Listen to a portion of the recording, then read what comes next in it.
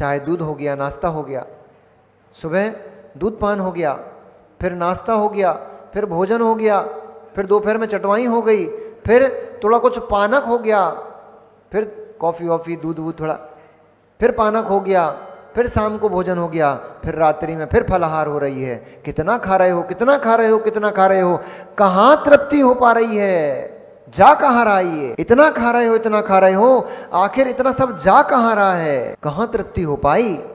अनंत अनंत पर्याय खा डाली, खा डाली, खा डाली, फिर भी कहाँ तृप्ति हो पाई? कहाँ इस भोजन से उदासता आई? माँ, रसगुल्ले खाए आपने कभी? खाए हैं? कितनी बार खाते हो गए? नहीं, इस पर्याय में कितनी बार खाए होंगे? 1000-2000 बार तो खा लिए होंगे। अभी कभी आपको मन नहीं करता पुनः एक आध दिन रसगुल्ला बना लें, खा लें? मन करता है ना पुनः रसगुल्ले बनाने, पुनः खा लें? कहां तृप्ति हो रही है? अरे मिथ्या दृष्टियों, कुपंथवासियों, तुमने इतने बड़े बड़े धर्म आयतन नाम से इतने बड़े बड़े भवन तैयार करके रखे हुए, खड़े करके रखे हुए हैं, उनमें स्त्रियों को और पुरुषों को भोग भोगवा रहे हो और कह रहे हो तृप्ति हो जाएगी, तुम धर्म को प्राप्त हो जाओगे। कहाँ तृप्ति हुई है? हजारों हजारों बार रसगुल्ले खा चुके, कहाँ तृप्ति हुई है? फिर उन्हीं को खाने को मन करता है। ऐसे ही स्त्री का संसर्ग एक पति ने कौन सा पहली बार किया है, दूसरी बार किया है? सैकड़ों बार स्त्री का संसर्ग एक पति अपनी पत्नी का संसर्ग कर चुका है, कहाँ तृप्ति हुई है? भोगों को इतना भोगा कि खुद को ही भोग बना डाला।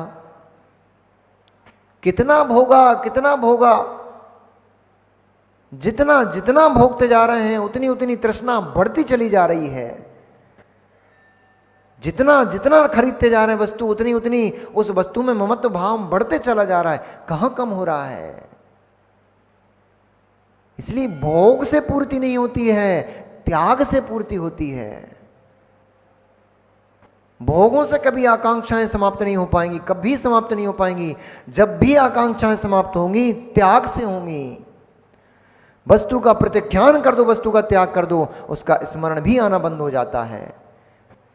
उदाहरण दूं क्या? यहां रात्रि भोजन किन किन का त्याग है? रात्रि भोजन किन किन का त्याग है? बहुत अच्छी बात है, बहुत अच्छी बात है। हाथ जिन जिन के ऊपर आए हैं उनके लिए तो बहुत अच्छी बात है। जिस व्यक्ति ने रात्रि में भोजन त्याग कर दिया है, शाम को वो भोजन कर लेता है। और जिसका रात्रि में पानी पीने का भी त्याग है, वो शाम को ही भोजन और पानी कंप्लीट करके फिर उसे पूरी रात भोजन की याद नहीं आती। यद्यपि कभी किंचित कदाचित शाम को भोजन नहीं भी कर पाए तो तब तक भोजन की याद सताती है जब तक किसी कारण से मान लो घर पे पहुंचने में देर हो रही है तो बड़ी आकुलता मचती है। कब तक? जब तक तुम्हारा टाइम नहीं हो गया है तब तक। जिसका 6 बजे का नियम है वो घड़ी देखता रहता है, 6 बजने में 5 मिनट बचे, 6 बजने में 3 मिनट बचे, 6 बजने में 2 मिनट बचे, और जैसे ही 6 बजे अब करो कायुत्सर्ग भैया, 6 बज गए, अब तो मेरा भोजन का समय पूर्ण हो चुका है, अब मैं भोजन पूरी रात नहीं कर सकता। वैसे ही जैसे ही उसने कायुत्सर्ग किया उसकी आकुलता बंद हो गई। जब तक वस्तु प्राप्ति की आकांक्षा थी तब तक आकुलता थी, तब तक परिणाम खराब हो रहे थे। और जैसे ही समय हो गया, त्याग का समय जैसे ही प्रारंभ हो गया, वैसे ही आकुलता क्षण मात्र में नष्ट, शांति का वेदन होने लग गया, आनंद की अनुभूति प्रारंभ हो गई। इसलिए मित्रों, भोग में शांति नहीं है, भोग में शांति नहीं है, भोग में तृप्ति नहीं है, भोग में तो आकुलता ही आकुलता है। त्याग में शांति है, त्याग में अनाकुलता है, क्योंकि वस्तु छोड़ दी हमने, बुद्धिपूर्वक छोड़ दी, अब उसका स्मरण भी नहीं आता। त्यागी है हमने, त्यागने में स्मरण नहीं आता। कोई छीन ले तो स्मरण आता है, कोई छुड़ा दे तो स्मरण आता है। इसलिए नियम दिए नहीं जाते, नियम लिए जाते हैं। ठोक ठोक के नियम दोगे तो उसको आकुलता सताएगी, वस्तु याद आएगी। अब रात में एक भैया हमारे पास आए थे वेयवृत्ति के समय पे, उन्होंने स्वयं से आकर नियम लिया, महाराज जी मुझे लगता है मैं अब 4 महीने के लिए, जब तक चातुर्मास चल रहा है तब तक के लिए मैं रात्रि भोजन का प्रत्याख्यान करता हूं। एक जीव के भाव देखो।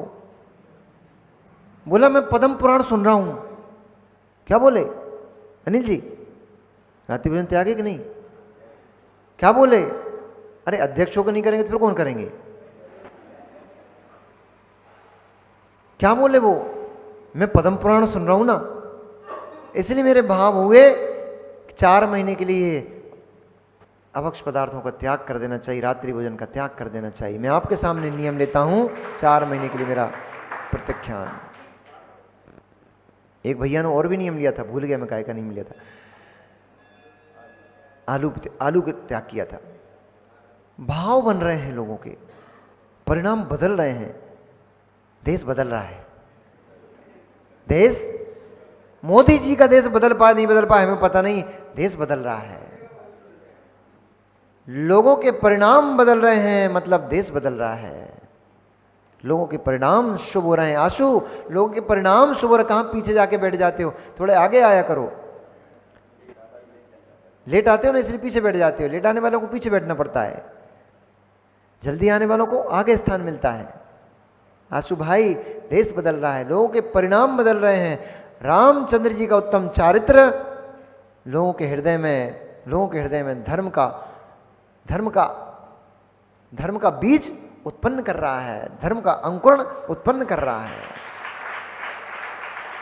चलो, नहीं तो हमारी कथा रह जाएगी फिर।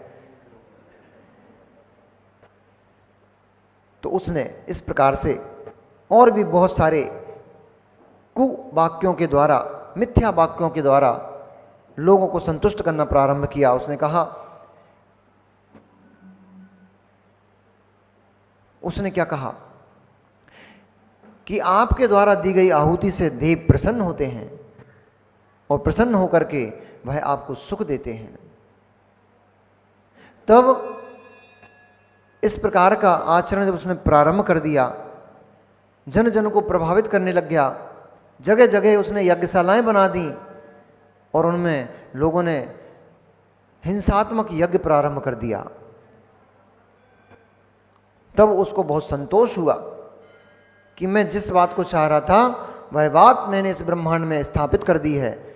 कभी कभी जो उसके यज्ञ का अनादर करते थे अथवा उसके बात को नहीं मानते थे, उसके प्रतिपक्षी होते थे, उन बहुत सारे लोगों को इकट्ठा करके जैसे लकड़ी का गट्ठा बांध करके और ऊपर उठा लिया जाता है, ऐसे ही उन लोगों का गट्ठा बना करके और आसमान में उड़ जाया करता था और ऊपर ले जा करके उस गट्ठे की रस्सी छोड़ देता था।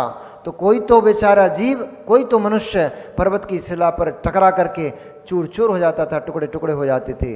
कोई बेचारा मनुष्य ऊपर से गिरता था, झाड़ों के ऊपर, वृक्षों के ऊपर गिरकर उसकी वृक्षों से छिल करके धड़ अलग हो जाता था, शरीर अलग हो जाता था, अंगोपांग अलग अलग हो जाते थे। कोई बेचारा जीव हवा में ही अपने प्राणों को छोड़ देता था, तो कोई बेचारा जीव नदी समुद्रों में गिरकर अपने प्राण छोड़ देता था। ऐसा अत्याचार, ऐसा पाप का प्रवर्तन उस जीव ने किया। लोग कांपने लग गए, भयभीत होने लग गए। कुछ भयभीत होकर के उस यज्ञ में प्रवृत्त हो गए, कुछ उससे संतुष्ट होकर के उस यज्ञ में प्रवर्तित हो गए, तो कुछ लोभ से धन संपत्ति मिलेगी इसलिए हो गए, तो कुछ इसलिए हो गए कि भगवान हम पे प्रसन्न होकर हमें अपने पास बुला लेंगे। ऐसे करके एक बहुत बड़ा जनसमूह उस यज्ञ में परिवर्तित हो गया। और ऐसे करते करते करते करते आज इस पंचम काल तक, चतुर्थ काल में यह सब घटना प्रारंभ हुई थी। लाखों करोड़ों अरबों खरबों वर्ष निकल चुके हैं, अरबों खरबों वर्षों बीतते बीतते आज भी वह हिंसात्मक यज्ञ आज भी प्रचंडता पर है। धर्म के नाम पर बलि चढ़ा देते हैं लोग। रसना की लोलुपता, रसना की लोलुपता। और क्या कहा, उस यज्ञ में दी गई आहुति, उस यज्ञ में चढ़ाए हुए जीवों के कलेवर को जो प्रसाद रूप में ग्रहण करता है, वह प्रसाद उसके लिए अमृतभूत होता है। उसमें उसको कोई पाप का बंध नहीं होता, उसमें उसको पुण्य का ही बंध होता है। इस प्रकार का कुपंथ कुमान्यताओं को उसने प्रसारित किया, और वे कुमान्यताएं आज भी जोर शोर पर हैं। आज भी धर्म के नाम पर खूब बलि चढ़ाई जा रही हैं। आज भी धर्म के नाम पर गले काट काट कर जीवों के फेंके जा रहे हैं। भक्षण करने के लिए जीवों को जीव नहीं देखा जा रहा है, जीवों को जीव नहीं देखा जा रहा है। धर्म के नाम पर उनको नाश करके और फिर उन्हीं को पका करके खा जाते हैं। ऐसे जीव इस ब्रह्मांड में आज भी देखे जा रहे हैं। दयाहीन करुणाहीन वे लोग नियम से नरक और निगोद के पात्र होते हैं, क्योंकि हिंसा कभी धर्म नहीं हो सकती। हिंसा में जीवों को त्रास होता है, कष्ट होता है। उस कष्ट से उनके मुख से, उनके अंतरात्मा से आह निकलती है। उस आह का नाम आप क्या बोलते हो? हाय लग गई। हाय मतलब आह निकलती है। वह आह ही हाय बनकर आपके जीवन को बर्बाद कर देती है। इस प्रकार से राजा श्रेष्ठ ने कहा, हे राजा आचार्य गणधर परमेष्टि गौतम स्वामी ने राजा श्रेणिक से कहा, हे श्रेणिक, इस प्रकार मैंने तेरे सामने ये हिंसात्मक जो यज्ञ प्रवृत्त हो गया था, जो अहिंसात्मक यज्ञ था, उसका रूप परिवर्तित होकर के आज जो हिंसात्मक रूप दिखाई दे रहा है, उसका कैसे परिवर्तन हुआ, मैंने तुम्हारे सामने इस कथा को कहा। अब आगे दशानन के बारे में मैं कथन करता हूं, सो सुनो। इस यज्ञ में प्रवर्तमान स्वस्ति राजपुर नगर का एक नगर था। जब दशानन दिग्विजय यात्रा के लिए निकला और चलते हुए बहुत सारे योद्धाओं को उसने विजय प्राप्त कर ली। कथा भूल तो नहीं गए? ये बीच में कथा आ गई थी। जब सैनिक जी ने प्रश्न किया था कि भगवान, रावण का वृत्तांत मैं आगे आपसे सुनता हूं, पहले मुझे ये यज्ञ प्रारंभ कैसे हो गया, यज्ञ में आहुतियां, हिंसा की आहुतियां कैसे हो गई, ये बलि आदि चढ़ाना कैसे प्रारंभ हो गया, इसके बारे में थोड़ा बताइए। तो ये बीच में एक कथा गौतम स्वामी ने डाल दी थी। अब पुनः चलते हैं दिग्विजय यात्रा की ओर। तो रावण दिग्विजय यात्रा को जाते हुए राजपुर नगर में प्रवेश किया। उसके मेढ़े पर प्रवेश हुआ, मतलब नगर के समीप ही पहुंच पाया था कि वहां उसने क्या देखा। वहां मरुत्वान नाम का एक राजा था जो उस हिंसा यज्ञ में प्रवर्तन कर रहा था। वहां उसने अपने नगर के बाहर एक बाग में बहुत बड़ा पांडाल बना के रखा हुआ था। उसमें बहुत सारी यज्ञशालाएं बना के रखी हुई थी और उस यज्ञशाला में हजारों की संख्या में पशुओं को एकत्रित किया गया था। हजारों की संख्या में जो विद्वान थे उन विद्वानों को बुलाया गया था, जो याजक थे उन याजकों को बुलाया गया था, और पुराण आदि के जो ज्ञाता थे ऐसे विद्वान वहां पर मंगल पाठ कर रहे थे। ऐसे उस यज्ञ में परिवर्तन होते हुए जब वहां परिवर्तन चल रहा था, उसी समय पे नारद वहां से निकल पड़े। नारद आकाशगामिनी विद्या सिद्धि थी उनको। अभी उनका नारद का आएगा कथन, पुनः सैनिक प्रश्न करेंगे भगवान से, उनसे कुंद गौतम स्वामी से, तो नारद का प्रकरण आएगा। नारद वहां से निकल पड़े। नारद ने देखा, ओ ये बहुत बड़ी यज्ञशाला यहाँ पर बनी हुई है, लगता है कोई धार्मिक अनुष्ठान हो रहा है। और चूंकि कौतूहल नारद का बहुत प्रिय विषय था, थोड़े मजाकी टाइप के थे वो, और कौतूहल करना उनको, कोलाहल करना थोड़ा आनंद देता था उनको। इसलिए वो जब वहाँ से निकले, उन्होंने देखा ढेर सारे पशु बंधे हुए हैं यहाँ पर, बहुत सारे प्रावर्जक यहाँ गमनागमन कर रहे हैं, बहुत भीड़ लगी हुई है, बहुत सारे नगरवासी हैं। उनके मन में कौतूहल उत्पन्न हुआ, क्या है, जिज्ञासा उत्पन्न हुई, देखना चाहिए। उन्होंने नीचे आकर के देखा, अरे यहाँ तो बहुत बड़ा अनुष्ठान होने जा रहा है, पर ये क्या, यहाँ इस अनुष्ठान में तो पशुओं का वध होते दिखाई दे रहा है। तब उन्होंने राजा से कहा, हे राजन, राजा मरुत्वान उनसे कहा, हे राजन, ये क्या अनाचार अधर्म प्रारंभ कर दिया है आपने। आप यज्ञ कर रहे हैं और यज्ञ धर्म कार्य है, इस यज्ञ में पशुओं की आहुति देकर आप अधर्म क्यों कर रहे हो। क्या आपको मालूम नहीं, किसी भी जीव की हिंसा करना अधर्म है, पाप है। हिंसा नाम का पहला पाप है ये। तब राजा ने कहा, हे विद्वान, मैं धर्म कर्म को नहीं जानता हूं। मेरे जो ये वरिष्ठ विद्वान हैं, याजक हैं, जो यज्ञ करा रहे हैं, ये तत्व के ज्ञानी हैं, इसलिए जो भी कहना है इनसे कहो। इसलिए फिर उन्होंने संवर्त नाम का पुरोहित था जो उस यज्ञ को संपन्न करा रहा था, उस संवर्त नाम के पुरोहित से भाषण प्रारंभ किया कि हे याजक, हे यज्ञकर्ता, तुम ज्ञानी हो, तुम शास्त्र के पठन पाठन में निपुण हो, फिर भी ये अनीति अत्याचार का काम तुम कैसे कर रहे हो? उसने कहा, इसमें क्या नीति है? शास्त्रों में आया है कि यज्ञ में आहुति देने पर, प्राणियों की आहुति देने पर कोई पाप का बंधन नहीं होता। परमात्मा ने इन जीवों को बना ही आहुति के लिए बनाया है, इसलिए जिसका जो कार्य है, जो जिस लिए है, उसका उसी में ही तो प्रयोग किया जाता है, इसलिए इसमें कोई भी दोष नहीं है। तब उनने कहा कि जिन शास्त्रों की तुम बात कर रहे हो वो मिथ्या शास्त्र हैं, वो कुशास्त्र हैं, क्योंकि किसी देव ने उनको मिथ्या पंथ चलाने के लिए स्थापित किया और तुम उनको पढ़ करके विभ्रम में पड़ गए हो, इसलिए वे शास्त्र सम्यक शास्त्र नहीं हैं। सम्यक शास्त्र तो केवल ही भगवान द्वारा प्रणीत, भगवान जिनेंद्र के द्वारा कहा हुआ कथित शास्त्र ही सम्यक शास्त्र होता है। तब उसने केवली को मानने से इनकार कर दिया। केवली नाम की ब्रह्मांड में कोई वस्तु नहीं होती है। इस पर चूंकि नारद बहुत विद्वान जीव थे, ज्ञानी थे, इसलिए नारद ने तत्व ज्ञान का उपदेश देते हुए सबसे पहले सर्वज्ञ की सिद्धि की।